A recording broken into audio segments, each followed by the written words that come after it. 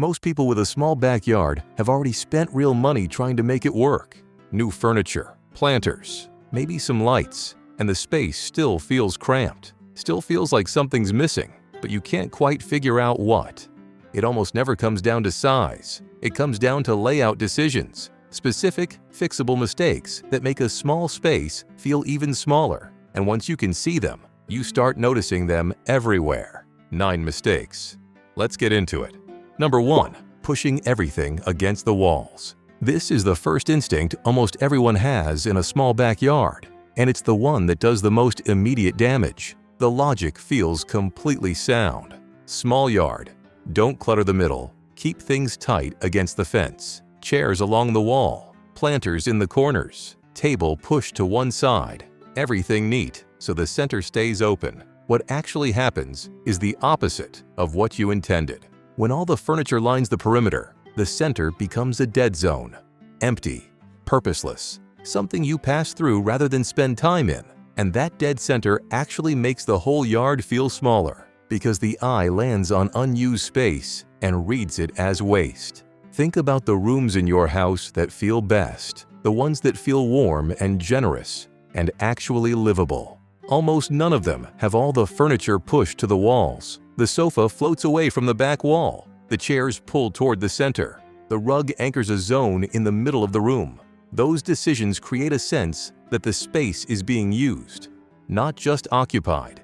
The same thing works outside. Floating your furniture, pulling it away from the fence, and creating a defined zone toward the center of the yard immediately changes how the space reads. The center gains purpose. The eye has somewhere to land. The yard starts to feel like a destination rather than a corridor. It feels counterintuitive. A small yard with furniture in the middle seems like it should feel crowded. In practice, it almost always feels more spacious because the space is organized around activity rather than just arranged around the edges out of habit. Pull the furniture in, define a center, watch the whole yard change. Number 2. Using furniture that's too small. This one catches people off guard every time, but once you understand why it happens, it's hard to unsee. The assumption makes sense. Small space, small furniture. So people buy a bistro table, 2 little chairs, a thin love seat, trying to leave room, trying not to overwhelm the space. The result looks like a dollhouse. Small furniture in a small yard doesn't read as considered. It reads as tentative, like someone wasn't sure the space was worth committing to. And the reason it backfires visually is straightforward. Small furniture creates a lot of empty space around it. In a small backyard, that empty space doesn't read as breathing room. It reads as emptiness. Everything looks slightly lost. Large, well-chosen furniture does the opposite. A proper outdoor sofa with real depth and weight anchors the space. A full-size dining table tells the eye that this is somewhere people actually gather. One piece with real visual presence gives the entire yard something to organize around. The design principle at work. Appropriately scaled or even slightly oversized furniture in a small space makes the space feel larger, not smaller. The eye uses the furniture as a reference point and calibrates everything around it. Strong reference points make spaces feel proportional. Timid ones leave everything feeling unresolved. One solid sofa does more for a small backyard than 5 mismatched pieces of miniature furniture. Choose fewer pieces. Choose pieces with presence. Commit to the scale. Number 3 in no defined zones. This is the mistake that makes small backyards feel chaotic, even when they're not actually cluttered. And most people can't name it, even when they're standing in the middle of it. When the dining area blurs into the lounge area, which blurs into the garden, which blurs into the area by the fence, the whole yard becomes one undifferentiated space. The eye doesn't know where to go. There's no structure, no moment of arrival anywhere. In a bigger yard, zones can emerge naturally, just from distance. In a small yard, without deliberate zoning, everything collapses into everything else. The psychology here is interesting. When a space has identifiable zones, even small, simple ones, the brain actually perceives it as larger, because the brain counts destinations, not square footage. A yard with a clear seating area, a clear dining area, And a garden border feels like three things are happening. One open space with everything blended together feels like one thing, and one is almost always smaller than three. The good news is that zoning doesn't require walls or a big budget. An outdoor rug is one of the most underused tools in small backyard design. A rug under a seating group instantly creates a room within the yard. It gives the zone edges and anchors the furniture to a specific spot. The eye reads it immediately. A change in ground material works the same way. Paving to gravel to timber decking signals different zones without any vertical separation at all. Overhead elements define zones from above. A pergola, a shade sail, string lights on a wire. Each one creates a ceiling over a specific area, which is just as effective as defining the ground below it. You don't need much space to create a sense of arrival. You just need to make the zones readable.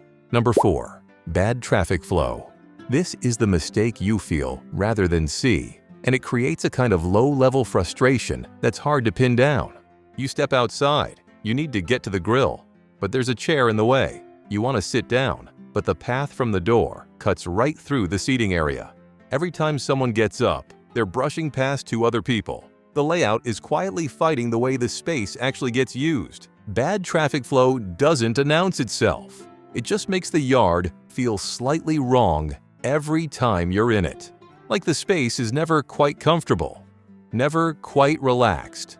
The fix starts before any furniture gets placed. Plan the pathways first. The route from the door to the seating area. The path from the seating area to the grill. The way people move between zones when there's a group outside. Those invisible lines need to be clear and generous before anything gets arranged around them. The minimum clearance that actually feels comfortable is 36 inches between furniture pieces along any regular route. Tighter than that, and people start navigating rather than moving. And the moment a space makes people navigate, it starts to feel like a problem to solve rather than a place to enjoy. In a small yard, this usually means fewer pieces spaced further apart. The instinct is always to add more. The right move is usually to subtract and spread.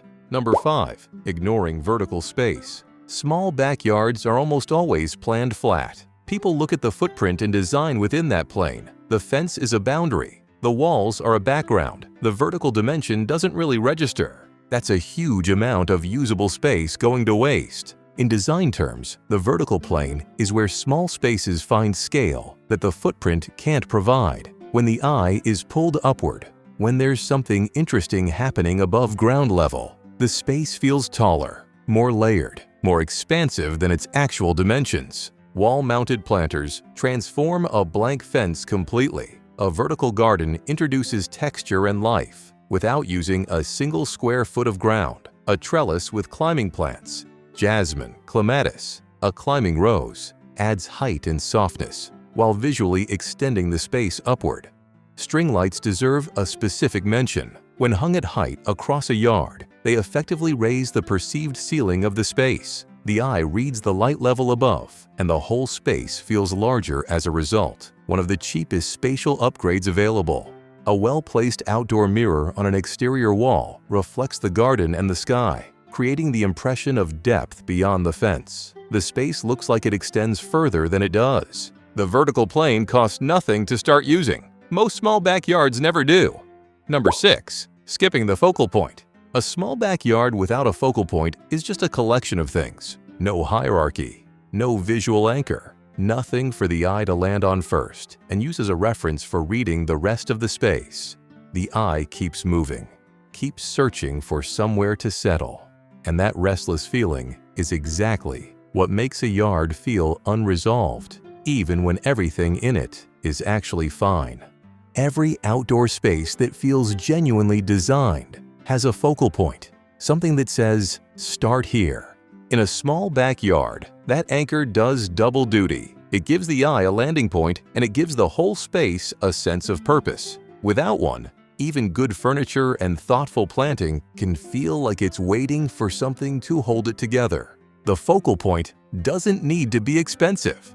A fire pit is one of the strongest options. It creates warmth, light, and visual draw all at once. A water feature adds sound and movement, which gives the space and atmosphere a static object can't replicate. A statement planter Large, confidently placed, planted with something bold, anchors the eye and grounds everything around it. A well-lit tree, uplighted after dark, becomes a completely different focal point at night. The space transforms. The tree stops being background and becomes the centerpiece. The specific choice matters less than making one. Pick something. Make it strong. Place it deliberately. Let everything else in the layout respond to it. Number 7. Too many competing materials. This one is almost invisible to the people who've created it, and it's one of the most consistent reasons a small backyard looks busy without being obviously cluttered. Materials accumulate over time. The original concrete patio, timber decking added later, gravel laid to deal with a drainage issue, brick edging along the garden bed, pavers on the path to the door. Before long, the yard is working with 5 or 6 different hard landscaping materials, and none of them have anything to do with each other. In a large backyard, that kind of material variety can add richness, different zones, different textures, a sense of complexity across a generous space. In a small backyard, it just fragments things. The eye keeps shifting, reading each new material as a separate element, a separate decision. There's no thread connecting any of it, and fragmented spaces always read as smaller than they are because the brain processes disorder as constraint. The standard in landscape design for small spaces is 2 materials, 3 at most. One primary material covering the majority of the ground, pavers, timber, concrete, and one secondary used as an accent or border. That's usually all the space needs. Everything beyond that starts working against the cohesion rather than adding to it. Fewer materials, more consistency. Calm spaces always feel bigger. Number 8. Poor lighting layout. Most small backyards are designed entirely in daylight, which means most of them are completely unprepared for what happens after dark.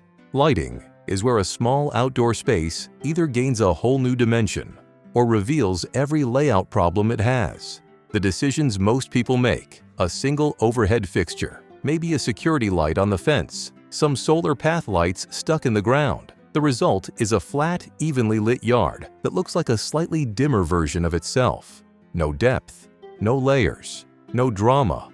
The problem is directionality. One overhead source throws even illumination across everything simultaneously. There are no shadows, no variation, nothing for the eye to move through. The space reads as flat, and flat small spaces feel exactly as small as they are. Layered lighting works differently. Ground-level uplighting aimed at a tree or a feature wall creates vertical drama. The eye travels upward, and the space gains height. Recessed lights set into pavers add depth in the horizontal plane, a sense of permanence that surface-mounted lights can't achieve. String lights hung at height create a soft overhead definition that expands the space while warming it. Light color matters here. Cool white reads as a security fixture. Warm white reads as a design choice. Accent lighting on the focal point, the fire pit, the statement planter, the water feature gives the anchor you've already established a way to hold the space together after dark. Design the yard for 2 shifts, daytime and evening. Both should work. Number 9. Ignoring scale and proportion.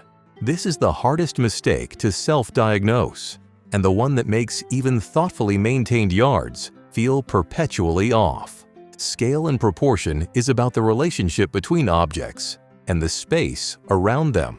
In a small backyard, that relationship is compressed. There's very little margin for error. A planter that would look completely fine on a large terrace looks enormous and dominating on a small patio. An umbrella designed for a full dining set visually crushes a bistro table underneath it. A pergola scaled for a generous deck makes a compact patio feel like it's being roofed over rather than sheltered. The opposite version is just as disruptive. A small urn at the corner of a wide paved area, a single potted plant on a large expanse of concrete. Objects isolated by too much space around them don't read as minimal. They read as abandoned. The surrounding space feels empty rather than open.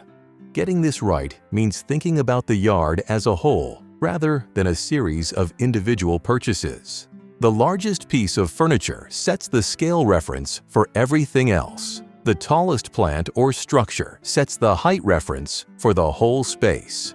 Everything else needs to relate to those anchors, not compete with them, not shrink away from them.